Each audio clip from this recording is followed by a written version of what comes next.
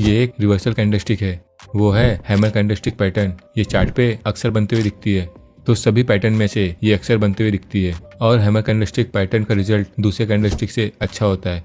आज हम सीखेंगे हैमर कैंडलस्टिक के कुछ महत्वपूर्ण पॉइंट जो हमें ध्यान रखने चाहिए ट्रेडिंग करते समय। अगर आप इसका सही तरीके से इस्तेमाल करना सीख जाते हो तो आपके ज़्यादातर ट्रेड प्रॉफिटेबल होने के चांस बढ़ जाते हैं। तो पहले हम ये सीखेंगे कि ये बनती कैसे है। तो हैमर कैंडलस्टिक पैटर्न बनती कैसे है? जब मार्केट में सेलर एंट्री करते हैं और प्राइस को नीचे पुश करते हैं और वहीं पे कुछ समय बाद यहाँ पे बायर्स की एंट्री होती है और जिस प्राइस को सेलर ने नीचे लाया था उस प्राइस को बायर ऊपर पुश करते हैं, जिसकी वजह से प्राइस ऊपर चली जाती है। बायर और सेलर के बीच एक जोरदार बैटल के बाद ऐसा कैंडलस्टिक पैटर्न बनता है जिसे हम हैमर कैंडलस्टिक कहते हैं। ये एक सिंगल कैंडलस्टिक पैटर्न है। तो जब भी ये कैंडलस्टिक चार्ट पे बनती है तो हमें कौन सी बातों का ध्यान रखना चाहिए, तो ही हम हैमर कैंडलस्टिक को आइडेंटिफाई कर पाएंगे। क्योंकि चार्ट पे हैमर कैंडलस्टिक को आइडेंटिफाई करना जरूरी है, तो ही हम अपनी स्ट्रेटेजी अप्लाई कर पाएंगे। वरना अगर हम गलत जगह पे एंट्री करते हैं तो हमें लॉस भी हो सकता है। पहला, अगर बात करें इसकी विक की, विक जिसे हम कैंडल की शैडो भी कहते हैं, तो हैमर कैंडलस्टिक की विक लंबी होती है इसकी बॉडी के मुकाबले।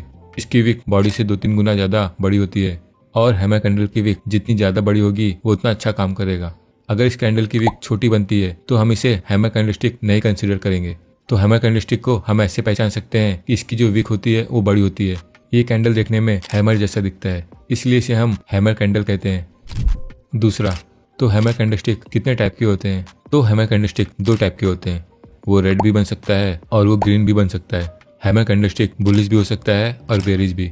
तो जो पॉजिटिव हैमर कैंडलस्टिक होती है जिसे हम बुलिश कैंडलस्टिक भी कहते हैं, इस हैमर कैंडलस्टिक का ओपन नीचे होता है और यहाँ से प्राइस नीचे जाने के बाद ऊपर क्लोज करती है। और वहीं पे बेरिश हैमर की ओपन ऊपर होती है और प्राइस नीचे जाने के बाद ओपन के नीचे क्लोज करती है। ये दोनों कैंडल की ओपन और क्लोज अलग होती है। दोनों कैंडल का काम एक ही है। इन दोनों में से कोई भी बने कोई दिक्कत नहीं, ये हैमर कैंडलस्टिक ही कहलाते हैं। तो चार्ट पे ये दोनों में से कोई भी कैंडलस्टिक पैटर्न बनती है तो इसे हम हैमर कैंडलस्टिक ही कंसीडर करेंगे। क्या हैमर कैंडलस्टिक ऐसे ही दिखता है? मतलब कि क्या चार्ट पे एग्जैक्ट ऐसे ही बनता है? नहीं, चार्ट पे कुछ अलग सा भी बन सकता है, पर कभी कभी चार्ट पे हैमर कैंडलस्टिक कुछ ऐसा भी बनता है। इस हैमर कैंडलस्टिक के ऊपर एक छोटी विक बनती है, इसे भी हम हैमर कैंडलस्टिक कहते हैं। पर यहाँ पे हमें एक बात का ध्यान रखना है, जो विक होती है हैमर कैंडल के ऊपर बनती है वो छोटी होनी चाहिए, ज्यादा बड़ी नहीं होनी चाहिए। तो इन दोनों में से कौन सी कैंडल ज्यादा बेहतर होती है? तो इन दोनों में से ये वाली कैंडल ज्यादा बेहतर होती है जिसके ऊपर विक नहीं होती है। अब जानते हैं ये कहाँ पे बनती है और हमें कौन सी बातों का ध्यान रखना चाहिए।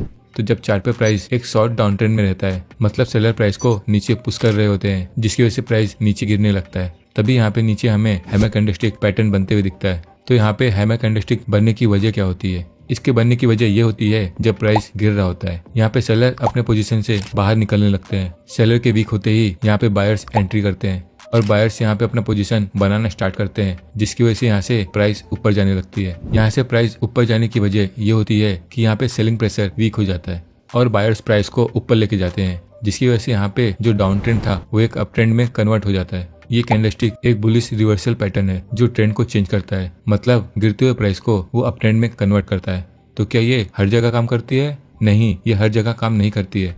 अगर चार्ट पे प्राइस एक साइडवे में है और उस समय ये हैमर कैंडल बनती है तो ये काम नहीं करेगी।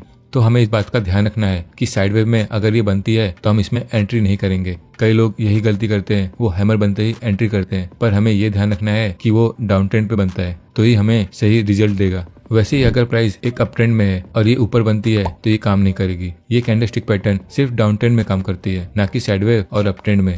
तो अगर डाउन ट्रेंड में ये कैंडलस्टिक पैटर्न बनती है तो हम एंट्री कहाँ पे करें? तो जब चार्ट पे प्राइस गिर रहा होता है और ये कैंडलस्टिक यहाँ पे नीचे बनती है तो क्या इसे बनते ही हमें इसमें एंट्री करनी चाहिए? नहीं, हमें वेट करना है। ये गलती अक्सर हम करते हैं, हम एंट्री कर लेते हैं जब ये कैंडलस्टिक बन जाती है और जो हमारा चांस होता है प्रॉफिट करने का वो कम हो जाता है और लॉस करने का बढ़ जाता है। इसीलिए हमें कंफर्मेशन का वेट करना चाहिए। अगर हम यहाँ पे रुक के कंफर्मेशन का वेट करते हैं तो हमारे ट्रेड प्रॉफिटेबल होने के चांस बढ़ जाते हैं।